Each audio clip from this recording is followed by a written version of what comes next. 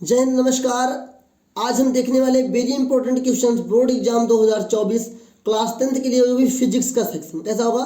Physics.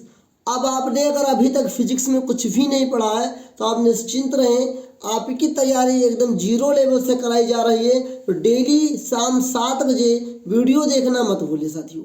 Daily शाम 7 बजे हमारे संग जुड़िए।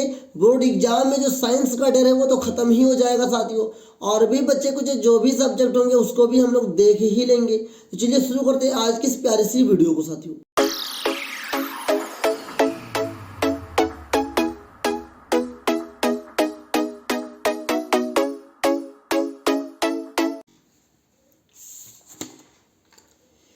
देखिए, जो हमारा पहला पार्ट है वो प्रकाश वाला पार्ट है। क्या पार्ट है? प्रकाश का पार्ट है। और प्रकाश का पार्ट में क्या पढ़ते हैं? प्रकाश का अपवर्तन और परावर्तन।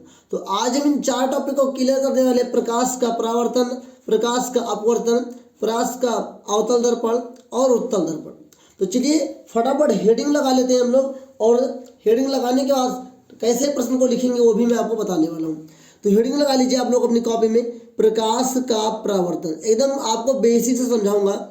प्रकाश का परावर्तन आप लोग पेपर में अपनी कॉपी में काली पेन से लिखेंगे हेडिंग को। मेरे पास पेन न होने के कारण मैं ऐसा कर रहा हूं साथियों। प्रकाश का परावर्तन किसे कहते हैं ये भी देखिए। तो लिखिएगा प्रकाश की किरण। क्या?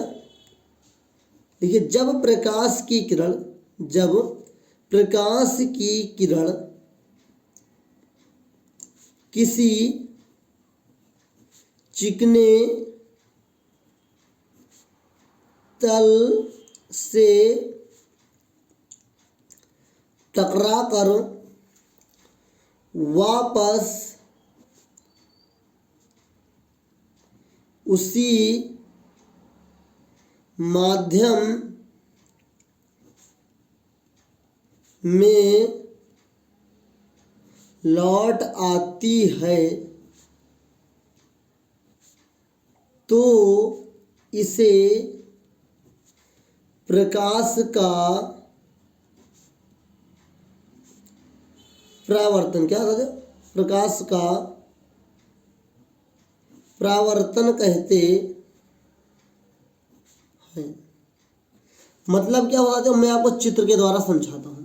मतलब ये हुआ कि अगर कोई मान लो एक चिकना सा आपका तल है साथियों, ऐसे चिकना सा कोई तल है और यहाँ पे बीच में एक अभिलंब है साथियों। तो जब कोई प्रकाश किरण इस तल से टकराएगी और वापस इसी माध्यम में लौट जाती है, इसे हम प्रकाश का परावर्तन कहते हैं साथियों।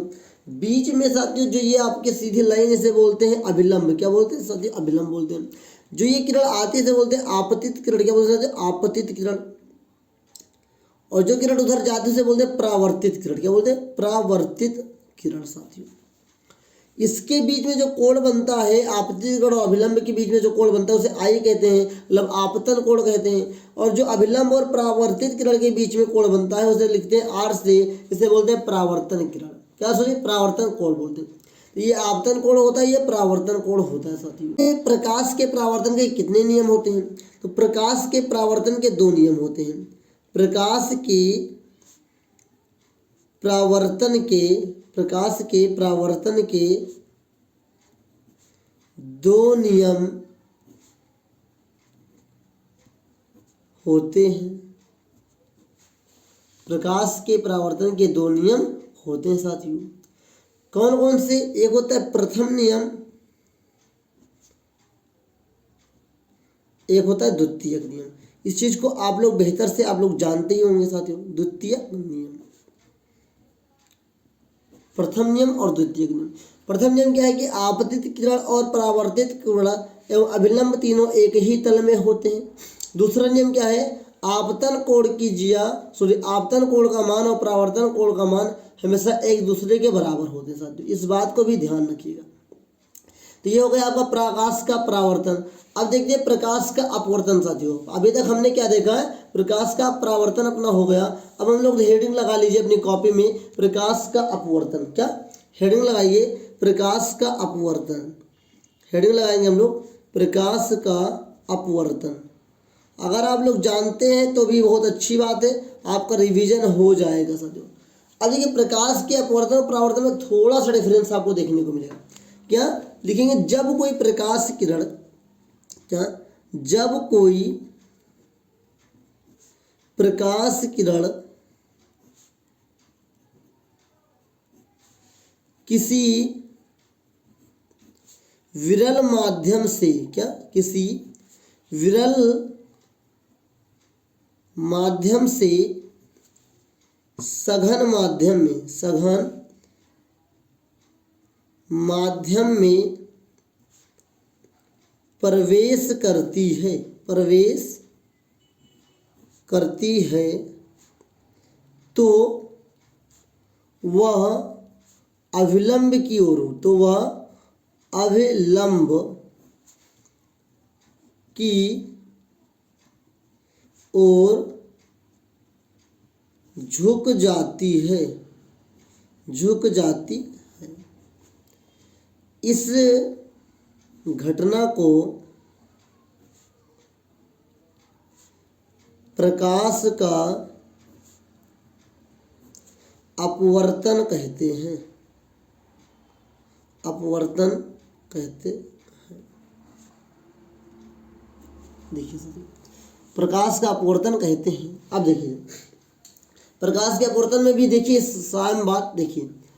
अब मान लेते हैं कि हमने एक गिलास ले लिया, या कोई हम ले लेते हैं, कोई हम एक बर्तन ले लेते हैं, इसमें हमने क्या करते, पानी भर दिया, क्या कर दिया, और इसमें बीच में हम कोई सामान या कुछ एक इसमें बाधा डाल देते हैं, या हमने क्या भर दिया, जल भर दिया।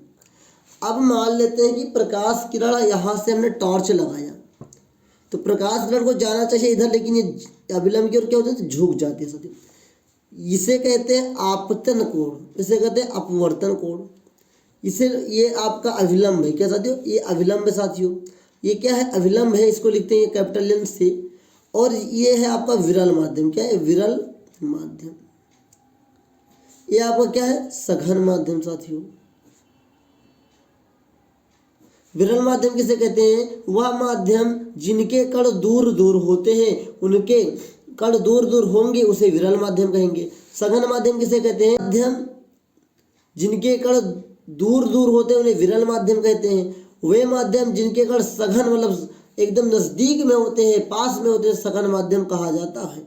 आई होप आप लोगों को सघन माध्यम विरल माध्यम भी समझ में आ गया। देखिए प्रकाश के अपवर्तन के भी दो ही नियम होते हैं, कितने साथियों, दो नियम होते हैं।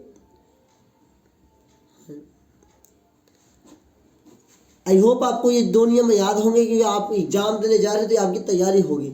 अगर आप लोग नहीं जानते तो मेरे बुक से उस नियम को जरूर याद कर लीजिए, वो नियम बहुत इंपॉर्टेंट है। लेकिन इस बार याद कर लीजिए, प्रकाश का परावर्तन तो पक्का आएगा और प्रकाश के अपवर्तन को ऑप्शनल में रखिए सकते हो, लेकिन तैयार करके दोनों चाहिए, तभी आप बेहतर लिख पाएंगे। तो चलिए अभी तक हम लोगों ने दो चीज क्लियर किया है, प्रकाश का परावर्तन और प्रकाश का अपवर्तन। आइए अवतल दर्पण और उत्तल दर्पण देख लेते हैं, और बहुत बेहतर से समझाऊंगा, बहुत बेसिक से, तो वीडियो के अंत तक जरूर बने रहिए। उत्तल दर्पण के साथ साथ आपको पहले बताऊंगा अवतल दर्पण।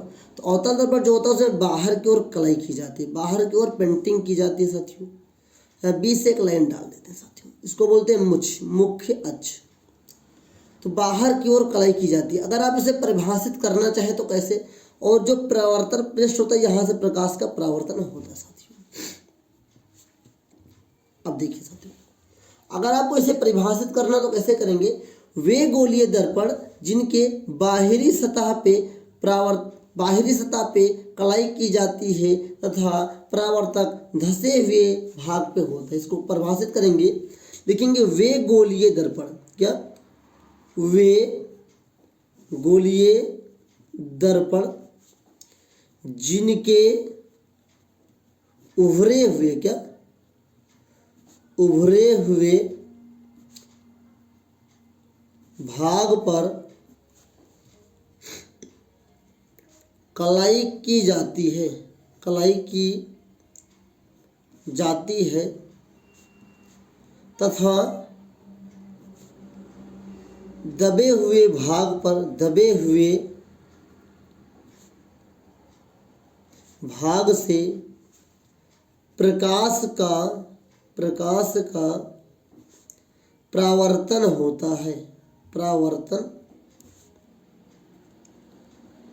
होता है, अवतल दर्पण कहलाता है, क्या, अवतल दर्पण कहलाता है। इसमें क्या होता है, बाहर वाला जो हिस्सा होता है इसमें हम लोग कढ़ाई करते हैं, मतलब पेंटिंग की जाती है साथियों। और अवतल दर्पण का उपयोग कहाँ करते हैं साथियों, उपयोग वेरी इंपॉर्टेंट होता है। उपयोग अगर आप लोग लिख के आते हैं एग्जाम में अपने, तो आपका नंबर एक अलग ही तरीके से आएगा। उपयोग क्या करते हैं साथियों, तो दाढ़ी बनाने में, क्या दाढ़ी बनाने में, हम लोग चेहरा देखने में उपयोग करते हैं। जो आप लोग लाइट लगाते हैं या घर में जो कोई लाइट लेकर आते हैं, जो ट्रकों में लाइट लगी होती है, लाइट के ऊपर एक कांच लगा होता है साथियों, ये प्लास्टिक टाइप, ये भी अवतल दर्पण होता है साथियों, इस बात को ध्यान रखिएगा। अभी तक आप लोगों ने देखा अवतल दर्पण, अब मैं आपको बताने वाला हूँ साथियों उत्तल दर्पण। उत्तल दर्पण का चित्र इसका विपरीत होगा साथियों। चित्र उसका विपरीत कैसे होगा देखिएगा। इसमें क्या होता है, इसके अंदर की ओर कलाई की जाती है। अवतल में आपने देखा बाहर की ओर कलाई होती है, उत्तल में क्या होता है कि दबे हुए भाग पे क्या होती है, कलाई की जाती है, और जो परावर्तक पृष्ठ होता है उभरा हुआ भाग होता है साथियों। तो अगर आपको इसे परिभाषित करना हो तो कैसे करेंगे, आई होप आप लोगों को पता चल ही हो गया। तो लिखेंगे वे गोलीय दर्पण, क्या वे गोलीय दर्पण जिनके दबे हुए भाग पर कलाई की जाती है, कलाई की जाती है, तथा प्रकाश का परावर्तन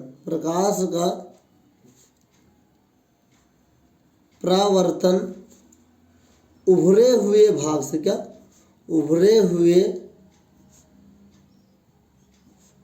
भाग से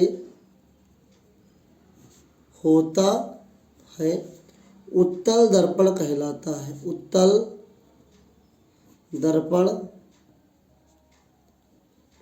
कहलाता है। आई होप आपको जान गए होंगे कि अवतल दर्पण उत्तल दर्पण किसे कहते हैं, और इसका उपयोग मैं आपको एक बता देता हूं साथियों। उपयोग आप लोग जान लीजिए, बहुत जरूरी है। इसका उपयोग कहाँ कहते हैं, तो जो ड्राइवर होते हैं साथियों, क्या ड्राइवर के बगल में, मतलब वाहनों में, क्या वाहनों में लगे होते हैं। तो जो ड्राइवर, जो वाहन होता है, वाहन में जो ड्राइवर की सीट होती है उसके बगल में साथियों जो शीशा साइड देखने के लिए, पीछे आने वाले वाहनों को देखने के लिए होता है, वो कौन सा शीशा होता है, कौन सा दर्पण होता है, वो साथियों उत्तल दर्पण होता है। तो आई होप आप लोगों ने इस वीडियो में सीखा उत्तल दर्पण, अवतल दर्पण और प्रकाश का परावर्तन और अपवर्तन। अगर आप लोगों को वीडियो में अच्छी लगी हो तो लाइक कीजिए। आई होप आप लोगों ने इस वीडियो के द्वारा ज़्यादा से ज़्यादा चीज़ें सीखा होगा। और मैं फिर से रिवीजन करवा रहा हूँ, तो वीडियो को लास्ट तक देखा कीजिए। और शाम को 7 बजे, क्या शाम को 7 बजे देखना ना भूले, ब्रजेश साइंस अड्डा पे टॉपर क्लासेस, जो कि आपको बना देंगी टॉपर बोर्ड एग्जाम 2024 में। बेहतर से पढ़िए, स्वास्थ्य का एकदम बेहतर ख्याल रखिए, तभी आप अच्छे से एग्जाम दे पाएंगे। और अगर आप लोगों ने इससे प्रीवियस वीडियो को नहीं देखा है तो जाकर अभी चैनल पे देख लीजिए, जिससे कि आपकी नॉलेज बढ़ जाए। मिलेंगे नेक्स्ट वीडियो में, तब तक के लिए जय हिंद, वंदे मातरम।